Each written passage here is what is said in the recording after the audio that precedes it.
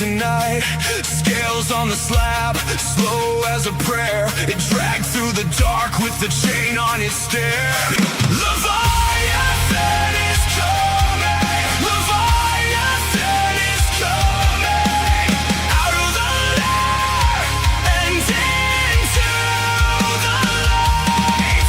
Leviathan is coming. Lorraine, you better hold tight, hold tight, hold tight.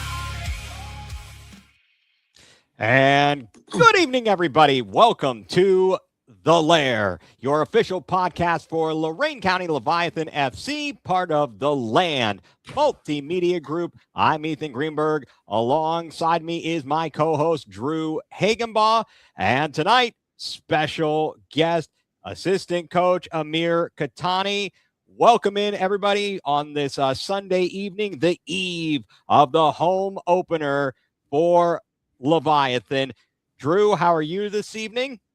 Doing great, man. Spurs didn't get relegated, so it's a great day. Yes, that is a great day, especially when us here in Northeast Ohio, it's been bleak over the past 24 hours or so. Amir Kettani, Amir, coach, how are you doing this evening, sir? How excited are you? Great. Yeah, super excited. Thanks for having me on the show.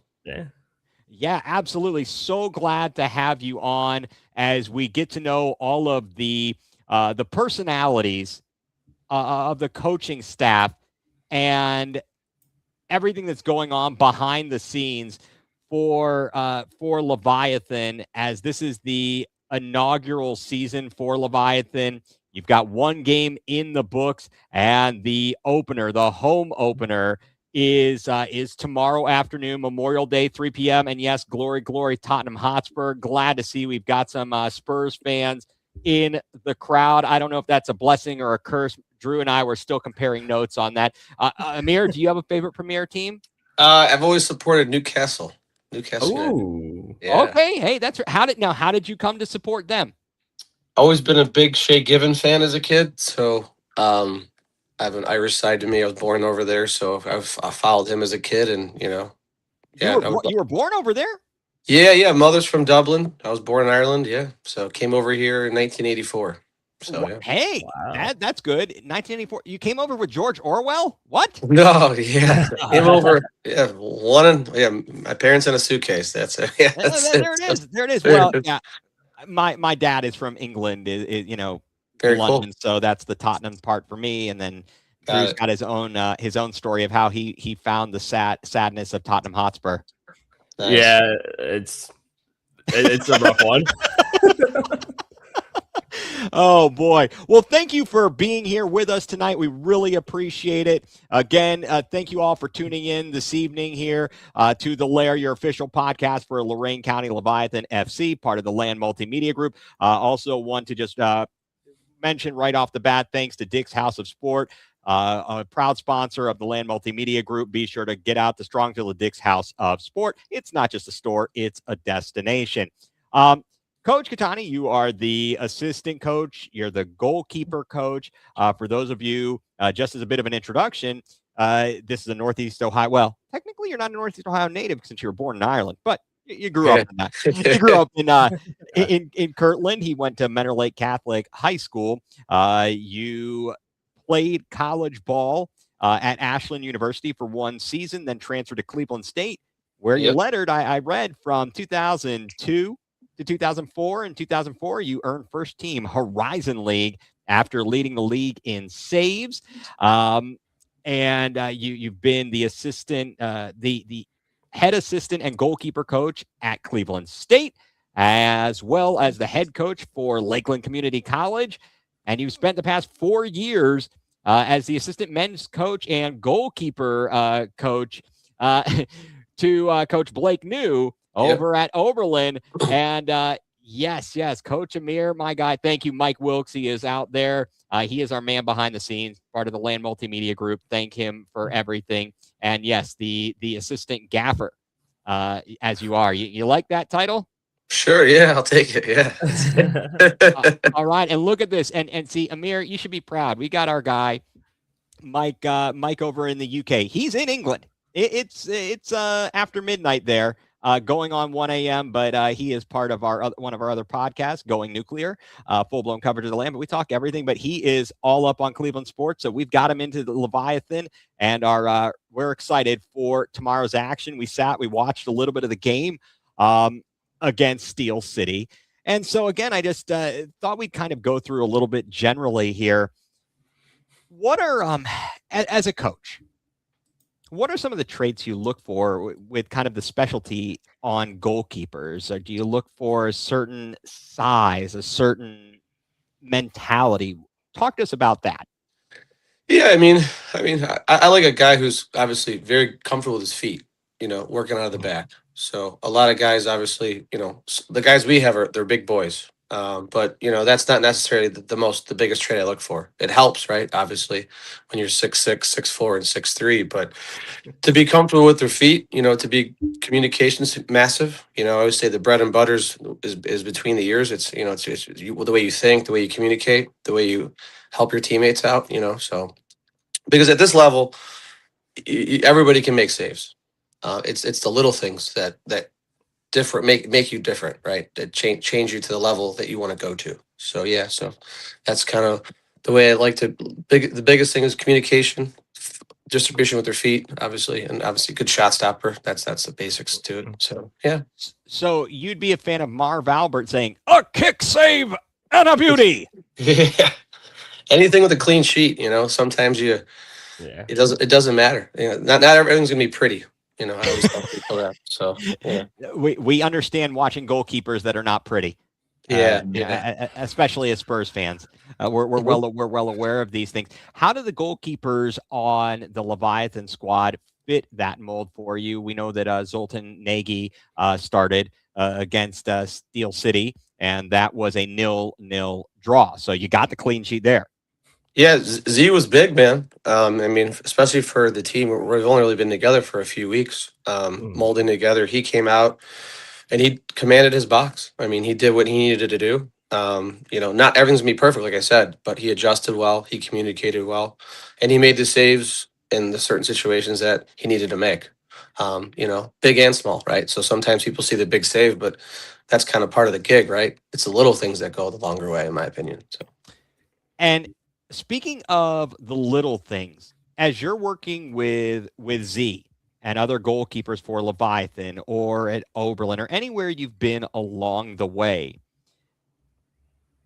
do you give any special direction or instructions to your backs and the team in terms of how to best set up for the goalkeeper to set them up for success? How do you integrate all of it? Not just the goalkeeper, but just keeping the goalkeeper in mind, speaking about how to set up for a set play and so on and so forth.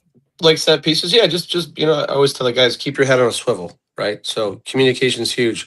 Know, what your right back, what your right center back's doing, left center back, left back, holding mid, depending on what formation we're playing, who's playing the back line. But it's not just always the back line, it's the guys in front of it too, because people forget, oh, well, the back line's not having a good day. Well, there's 6 other players in front of them defending too. So people forget, like, oh, it's the holding mids, it's the outside back, it's the forward. They all have to defend as we go. So the last case scenario is obviously the goalie. So you have to be able to kind of be the backbone, the spine of the team, So is that probably a better explanation for it? But I always like to say, like, hey, like everybody has to be involved, not just guys who defend, so. Right. So you're saying it's a team game. Yeah, I would say it's a team game.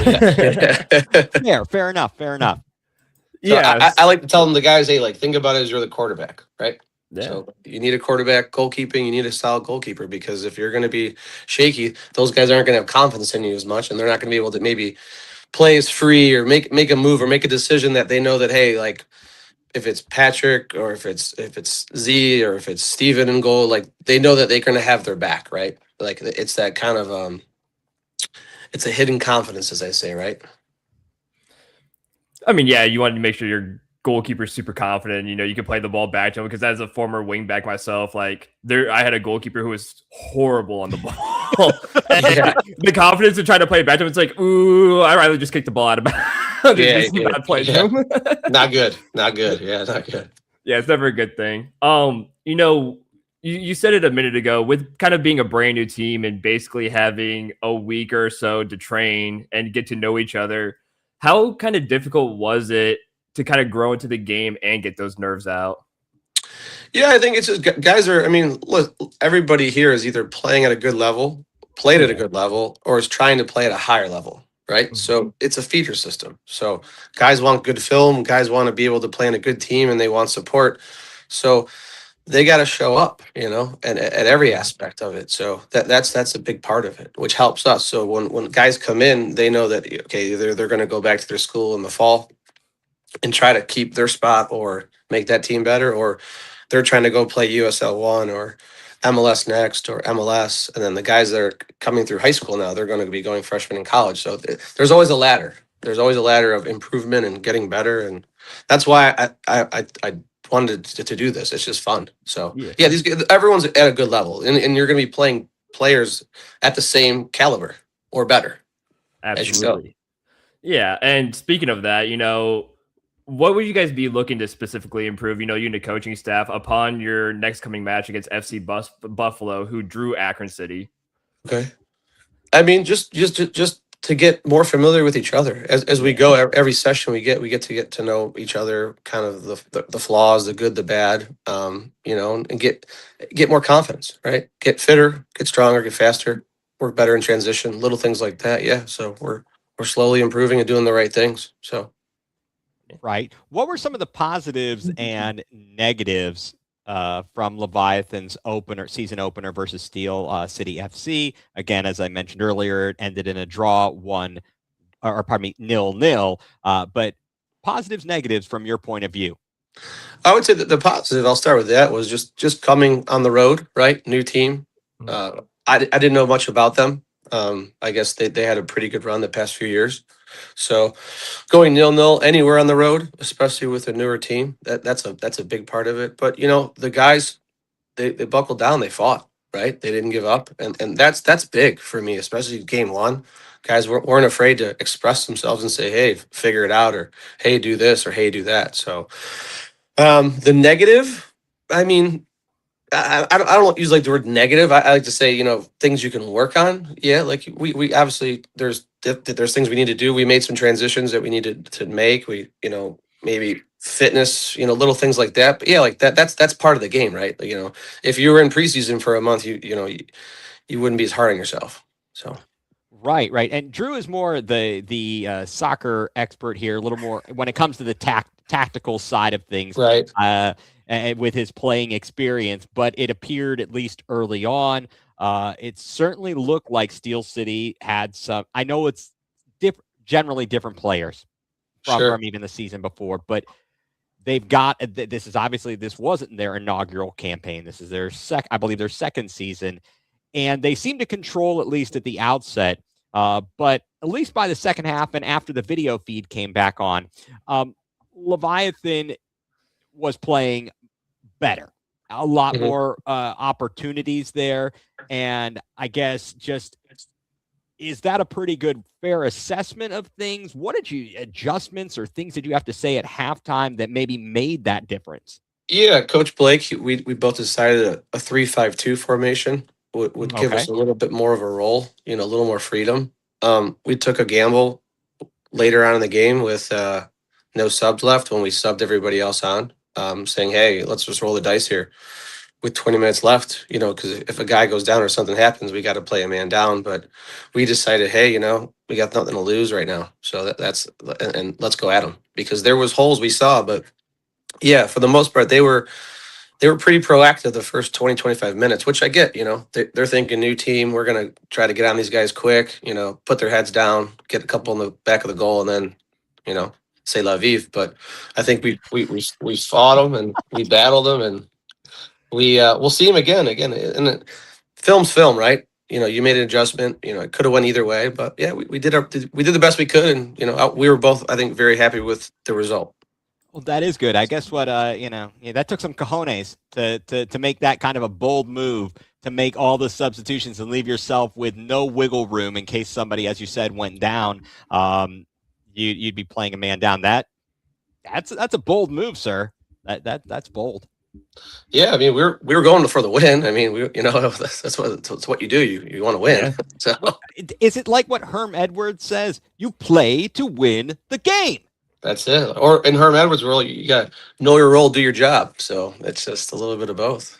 Oh, I thought that was The Rock. Know your role and shut your mouth. Yeah. Oh, I went completely different angle out there. This from Bailey Major, who is part of Leviathan. Amir, Yeah. was like Roy Kent out there.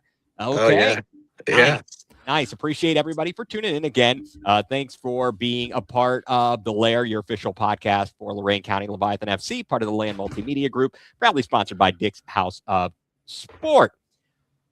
Moving forward, tomorrow afternoon, the home opener. First of all, and you kind of got into this, how was the practice at the stadium tonight? Because you said to us before we started, this was like the first time a lot of these guys, even you, getting to see the pitch out there. Talk to us about that.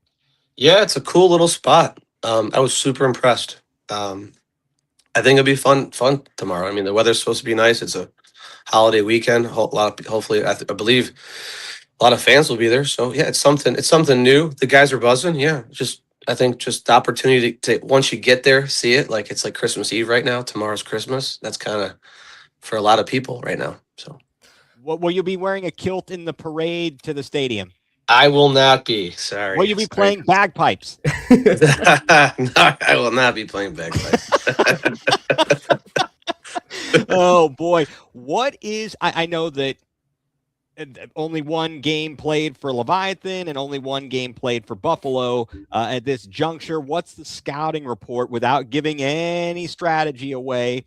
First of all, what's the scouting report on FC Buffalo for the fans out there? Yeah, I mean, they're going to come in. They're going to work hard. They're going to give us a game. I mean, just like anything, right? These are the same thing. They're college kids trying to prove themselves. And as I told the guys, and I will tell them again, you never know who's in the stands. You know, the MLS scouts, USL scouts, agents, players that are recommending other players. Like, it's just kind of like, it's a big transfer window for all these guys. So as I always say, you try to put zeros and commas in your name on a check. And this is what these guys for FC Buffalo and for our guys have to do to go to the next level. So it's always going to be a battle, in my opinion. Yeah. When you watch the film, are there any particular players that stood out from FC Buffalo, either by name or number, that we as fans might be looking and going, okay, yeah, that guy might be somebody that's potentially at any point in given moment could do X, Y, or Z? Well, I always tell people this, and I'll be frank. The football is a game of opinions. I thought your name was Amir. Yeah, no, yeah. Frank, your name is Amir. It's a game of opinions. So, you know, I could say this or say that, and you could think I'm wrong or right. But yeah, they're gonna come, they're gonna give us a game. I mean, they're gonna wanna get a W, get the 3 points on the road, and you know, we're gonna have to battle with them.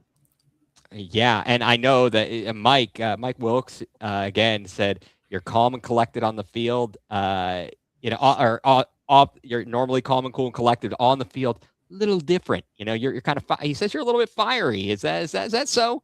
Well, you got to turn it on, right? You know, I agree. You got to compete, right? So when I always tell people, you know, you're different in the office, but when you're out there trying to make it happen, you know, you got to be able to, you know, express yourself. Express yourself. Oh, sorry. Darn it. I'm just going all over the place here. This is just too fun here. Too fun. Speaking of that, coaching methods.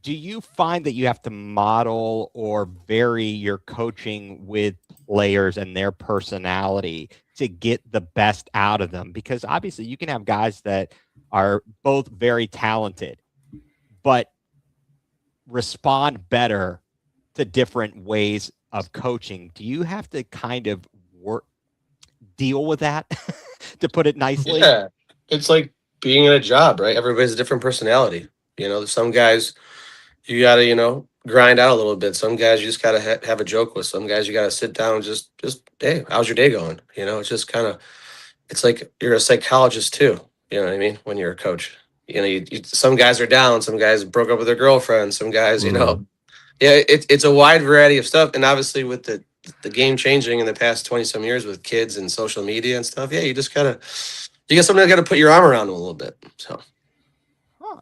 Is that how you were coached, or how did you respond best as a player? I mean, yeah, those days were not there when I was a player. No way. That was a little rougher. You know what I mean? So I always say the way I was coached by certain people, but I would say that I became a better coach because I learned what not to do. No, that is fair. I think that we were just having a discussion about some comments made from De Zerbi, the new manager for Tottenham, and who Okay. led them to fend off relegation. Talking about, what does he say? What was it, Drew? If you don't, He said, if you, I have to look it up. essentially, But if you don't learn from history, you're doomed to repeat it. But he said, if you don't learn from history, you're stupid. Is that what he said? yeah, he said if you try not to forget the future, then you're an idiot or something, because like you should never forget, or if you forget the past, you should never forget the past, because if you forget the past, you're an idiot or something. Because he watched the reminder of like, hey, look, yeah, we were in a relegation battle, but we're not gonna be like, okay, next season's a new season, we're just gonna forget what happened. Like, no, you're gonna remember what happened, and you're gonna use it as fuel to the fire, and you're gonna use that to be better. Yeah, I had some good mentors for sure. Don't be wrong. I mean, it wasn't just all negative. Yeah, you take the good with the bad, and you move on. So that's really kind of it. But yeah, that's when I got into coaching. You learn something new every day. And as a coach, sometimes you think, hey, it's all about I'm going to do this, and then you're like, wow, that was a terrible idea, and then now you adjust. But some coaches don't do that. They just stick to what they always do. Yeah, exactly. So so I would say the better players adjust.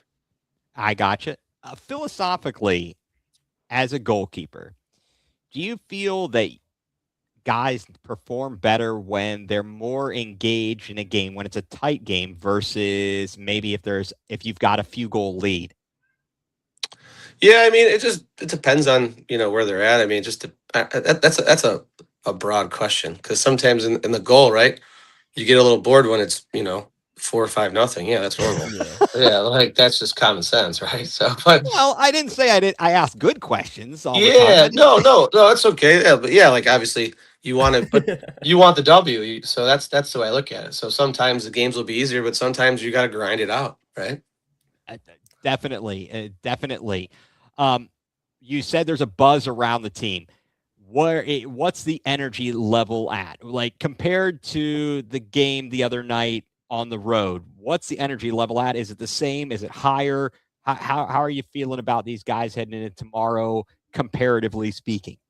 Yeah, they're bought in. Yeah, they're bought in. They want to be there. They want to compete. They want to win. And I think it's also too, the new guy on the block. You got a little bit of a chip on your shoulder, right?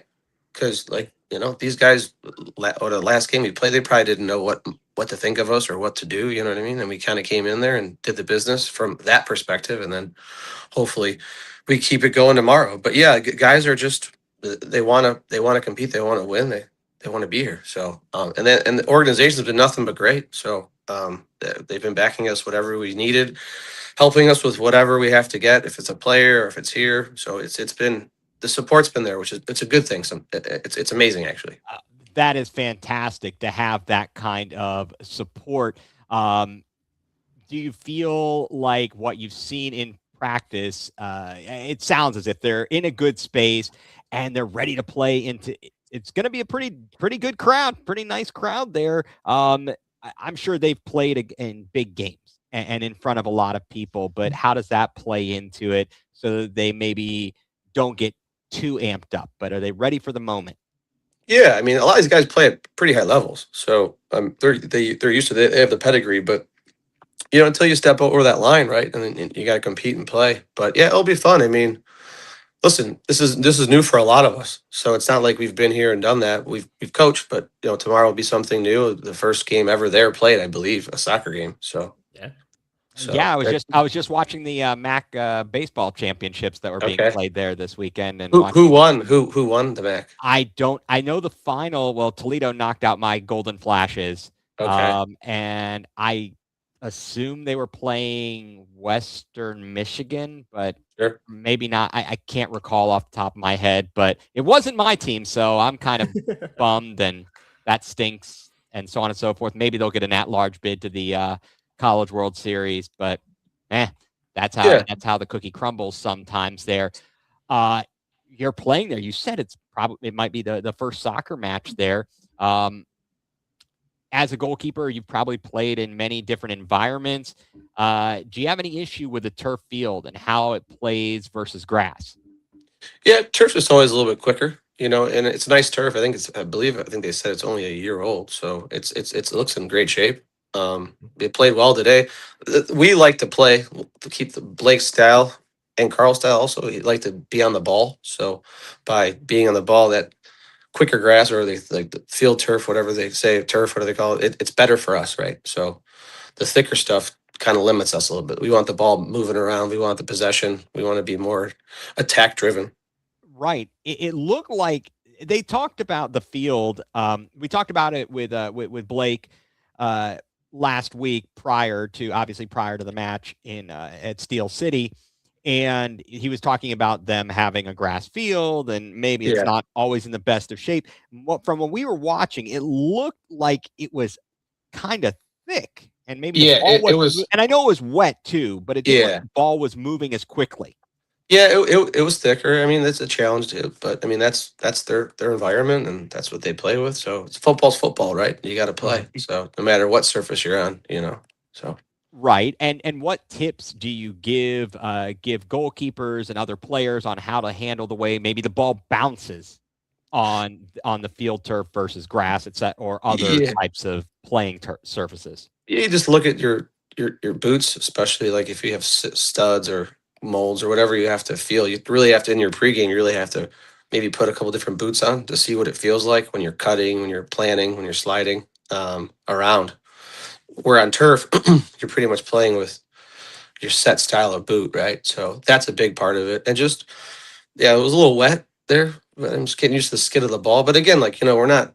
This isn't these kids' first rodeos. Like they've played on grass fields their whole lives. It's just depending on what it is. But the footing's pretty big especially for I know for goalkeepers, but just field players in general. So that was a big one. Yeah, and the weather, is that another factor? It seems like it's going to be all right tomorrow. Um, that shouldn't be an impact. I don't Yeah, think. I mean, as long Correct. as it doesn't snow, we'll be all right. Yeah, I'll be all I right. think you're going to be all right. I think you're going to be all right. And I popped up the comment there. Yeah, and Northern Illinois won the Oh, baseball. cool. And Nice. yes, it is the first pro soccer match in the There we go. stadium's history. Okay, let's see here. So Drew, you got something on your side, yes? Yeah, I mean, well, when it comes to the rain and weather, especially on a new turf and whatnot, I know you guys might have gotten a little wet earlier today, I'm sure. Mhm. With that new turf, does the ball skip a little bit differently than it would on like a different kind of like average turf or like a more weathered turf and grass or is it just kind of similar? It's pretty similar. Yeah, I mean, Okay, there's cool. not much to it. Yeah, because a lot of times, like you see, like these guys a lot you play in football fields, so sometimes the lines Yeah. aren't the same. But yeah, it's nice stuff. Yeah, I was impressed. Yeah, Well, I just like to know that. drainage is probably pretty good, right? I'm assuming, yeah. Yeah. I'm Yeah, sure you played on some nice fields in high school, though, right? Well, back when I played, I had to say, like we never played on turf. Like even in college, when I was in college at Cleveland State, we played on grass. It's kind of interesting. And what do you think about that from the perspective of the World Cup coming to the U.S., coming to North America? How they said, we're not doing this thing with turf. You're playing on grass. Whereas when the Women's World Cup was hosted here, I don't know if it was the U.S. or North America, but there were definitely fields being with turf. And this time around, they're like, no, no, no, no, no, no, no, no, not going to do that. Yeah, What do you think about that? yeah. I mean, grass is obviously if you play soccer, you always prefer to play on grass, right? That's the number one thing. So, but it's probably above my pay grade. But those guys make a lot of money, and those players are worth a lot of money. So the insurance policies are probably saying don't play on that. So that's my Especially guess. the Meadowlands, especially the Meadowlands. Yeah, That field turf has a history of tearing up right. career-ending, season-ending knee injuries for Yeah. players and such. I mean, Um, grass is ideal. I mean, that's what anybody a nice grass pitch is what you'd like to play on. yeah. right. And speaking of just all this extra or soccer is definitely growing in Northeast Ohio. Hmm. Now, and first of all, I guess I should ask, um, since you grew up in Northeast Ohio, I mean, did you have fond memories, or did you ever go to the Crunch games? What was your Yeah, exposure yeah, like to that? that was cool as a kid to go run around halftime with the balls and stuff like that. Yeah, that was pretty cool stuff. Yeah, I mean, that's what I remember, driving out with my parents and then playing at halftime, or was it before the game? They kind of did that with everybody. Oh yeah, sometimes they'd have like a game at halftime. You go down Yeah, there, and then after the game, you might be down on the field getting yeah, autographed or whatever. That it was always a great experience, and things are really blossoming. Not just Leviathan, but we're talking about all the teams in USL too. The fact that Cleveland Professional Soccer. How exciting is that for you to be able to tell your players not just about the USL two? You're talking to your players at Oberlin, but looking at it from the perspective of we're getting we're supposed to have an MLS next team, yeah. I mean, and then on the women's side of the Women's Premier Soccer League, the WPSL Pro. But how exciting is that to be able to say, folks, there's opportunities right here in our backyard that you could yeah, you could grow into. yeah. You said the word right there, opportunity. Where a lot of times, a lot of places don't have it. When I was coming up, there was I think like only like 14 MLS teams and then a few USL teams, and it's like try to make a roster or a practice squad or to really get to where you needed to go. It just was not close to impossible, but it was a lot harder. Where now there's so much opportunity for younger players to get at an even better level, and that's the thing. The better coaches should be at the 7, 8, 9, 10 year old. That's where the best coaches should be, not at the older ages. That's the thing they need to do a better job with all these opportunities now bring the right coaches in to coach these young kids and young women or girls, sorry, at that level to now build that opportunity to put Cleveland more on the map. So it's awesome. Yeah, absolutely. Are you going to be going to if you're in town? Are you planning on heading to the exhibition, the pre-World Cup exhibition at the down at Huntington Bank Field? I'll try to get some free tickets off somebody first. Yeah. Hey, I think But hey, I'm all for it. Free in my one of my yeah. mottos is free is good. Yeah, I mean that's awesome. Cleveland's doing that. I mean, I went to a national team game. It was like 5 or 6 years, or maybe longer than that. One, I forget who was it. Was it Belgium? Were they in town with the U.S.? It may very well have been. Was it Drew, do Brown you know? Stadium? Yeah. I think because I remember this. I was at it was the Gold Cup, I believe. It was like Trinidad and US or something, I believe. Okay. Because I thought there was one even further. Maybe it might have been 10 years ago. It was like Belgium versus. yeah, I don't know, but yeah, but it's awesome. I mean, I think the opportunity for everything they're doing it's awesome. It's a step in the right direction. Is that a better way to put it? It's all a good way to put it. Yeah. It's all an excellent way to put it. I know that last year they had a lot of fans, a big crowd go down to the stadium when Inter Miami played there. Yeah. Yep. Messi, of course, to catch him there. And how do you see soccer growing in the United States? You hit on it a little bit about the coaching at the lower levels. There's a whole thing around soccer and the cost of entry into getting into the right leagues and so on and so forth. Any thoughts on how that can be changed and where to even start so that it's not just about the people who have the means to pay to be in these leagues and to play these travel soccer leagues to still get noticed. It's no longer you play for your high school, you get recruited, you go to college, they see you. It's so different now. Yeah, there's more opportunity for sure, but I mean, the financial piece that's a tough one. That's a tough because it's obviously people that have these clubs and these whatever they are teams they have to make money to support their organization, their business, and as a coach, you have to get paid to coach, right? So, but when it comes to the process, there has to be some type of like even keel, like level. They have to figure that out, But I don't know that's kind of the $1 million question, to be bluntly honest with you. I think not just in Ohio, but everywhere, because I believe if you're with the MLS clubs, you don't pay to play for like MLS clubs, and I'm assuming it's like that with maybe the USL Pro teams, their youth academies and stuff like that, and so on. But Yeah, the youth level. I mean, I live in Bay Village. We just moved here recently, and they have a massive youth. My kids are 6 and 4, so they're that little guys. But yeah, I mean, I don't think they charge very much, but just maybe charge a smaller fee, and then as they grow, they move on. But I think big corporate sponsorships always help, right? That kind of could hurt, helps. I mean, It that's helps kind of defray my the two cost. It cents. helps defray the cost. Yeah, And yeah, and again, if you want to get the best players, you don't want to have that barrier to entry where, oh, you don't have the money, you can't play. that's a tough You pill to swallow. I would agree. Yeah. it's troubling. I told this to Coach, to Blake.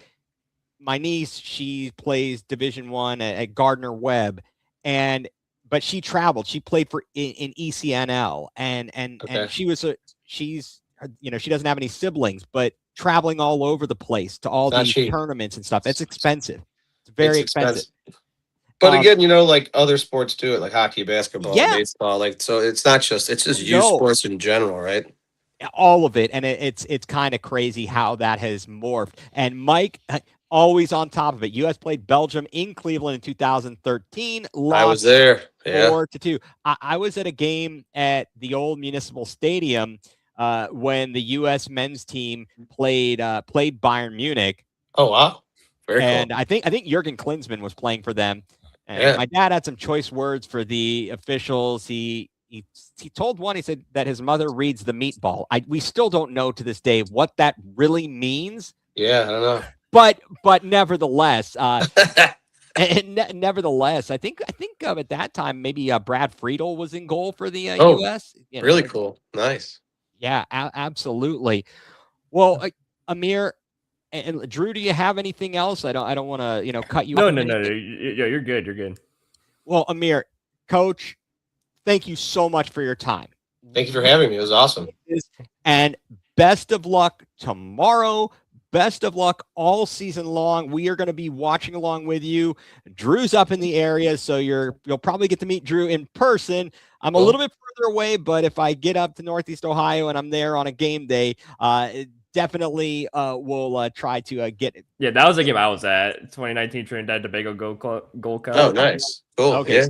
there it is. There it is. But Coach, thank you so much for your time and good luck tomorrow. Thank you so much, guys. Appreciate it. Well, thank you very much. And so that's going to do it for us here tonight. For Coach Amir Kettani, for Drew Hagenbaugh, I'm Ethan Greenberg, and you have been tuned into The Lair, your official podcast for Lorain County Leviathan FC, part of the Land Multimedia Group. Thank you, and until next time, we'll see you later. And I can't hit the end screen.